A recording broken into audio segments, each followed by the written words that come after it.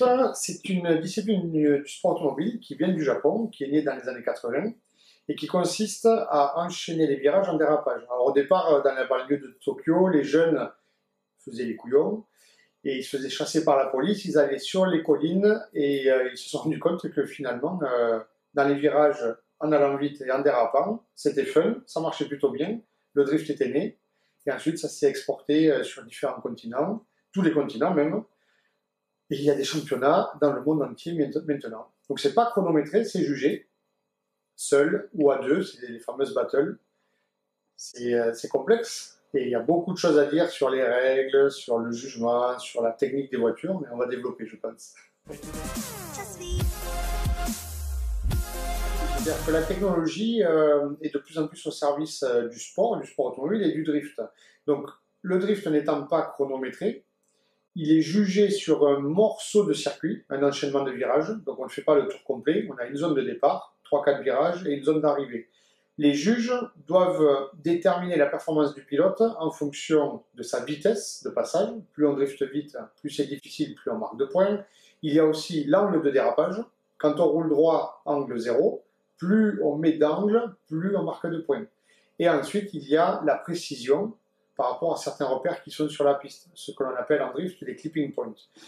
Donc ça, visuellement, c'est très compliqué pour un juge humain de départager les concurrents. C'est de plus en plus difficile, le niveau est de plus en plus élevé, les machines aussi.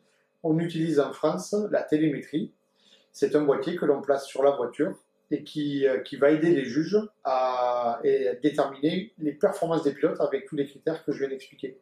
Donc on a la note directement sur l'ordinateur. Le pilote peut aussi acheter un boîtier télémétrie, il le met pour ses entraînements sur sa voiture et il va s'entraîner de manière intelligente. Donc c'est vraiment la technologie qui vient aider le drifter.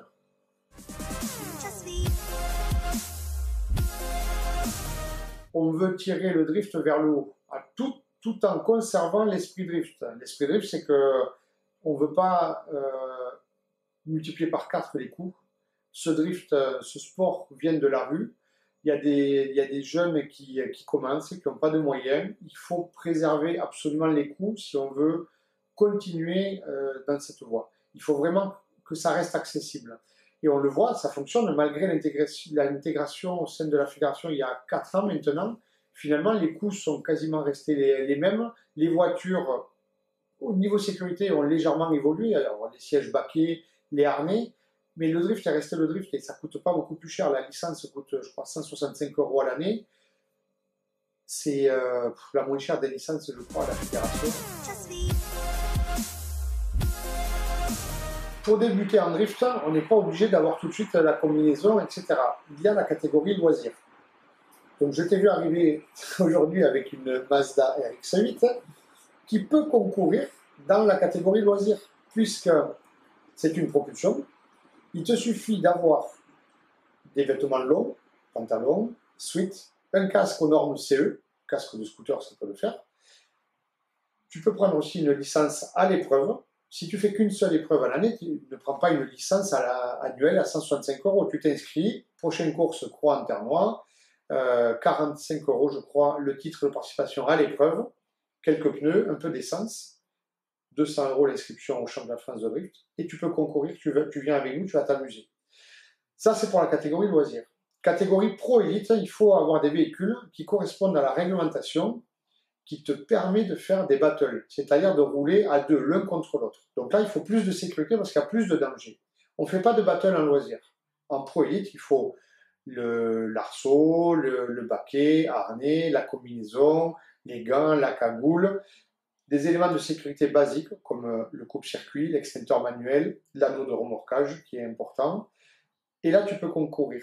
Et ces voitures-là, qui correspondent à cette réglementation, il y en a à tous les prix. Si tu regardes sur le Bon Coin que tu es un peu piqué avec le drift ce soir en rentrant, tu regardes sur le Bon Coin, il y a des voitures prêtes à rouler au championnat de France à 3 000 €. Alors, ce n'est peut-être pas des voitures pour gagner, mais en drift, souvent, tout est possible. Il n'y a pas que la voiture qui fait le résultat. C'est souvent le pilote qui est maître à bord qui fait la performance. Il y a aussi des voitures à 100 000 €, aucun problème. Mais c'est pas parce que tu as une voiture à 100 000 €, la plus chère, la plus puissante du plateau, que tu vas gagner à tous les coups. C'est vraiment le pilotage. On n'est pas au 10e comme dans les autres sports auto, ou quand tu mets le dernier moteur, le dernier train de pneus, ça te permet de gagner du temps sur les autres. L'erreur est humaine en drift. Souvent, on fait des erreurs dans les battles, on offre la victoire à son concurrent. C'est pas facile de faire un week-end sans erreur. Le tête à queue, la reprise d'adhérence, c'est très technique le drift, c'est pas si facile que ça. Et donc, du coup, pour répondre à ta question, il y en a à tous les prix. Je pense que c'est moins cher le drift de nos jours que le karting. Alors, donc, le cas de Dufour, il avait clairement pas la voiture la plus puissante. Il avait clairement pas le plus gros bagage en termes d'expérience drift, puisqu'il vient de la côte, du rallye. Ils ont su monter la voiture, ils ont su la régler. Il a su s'adapter en termes de pilotage. Et champion de France. Donc l'histoire est belle, ça veut dire aussi qu'il n'y a pas besoin de venir avec des armes de fou, il n'y a pas besoin de venir avec un bagage drift énorme. Le tout, c'est que le pilote doit s'adapter, doit être précis, doit être régulier. Il a gagné le week-end dernier au Castellet, après un début de saison un peu plus difficile.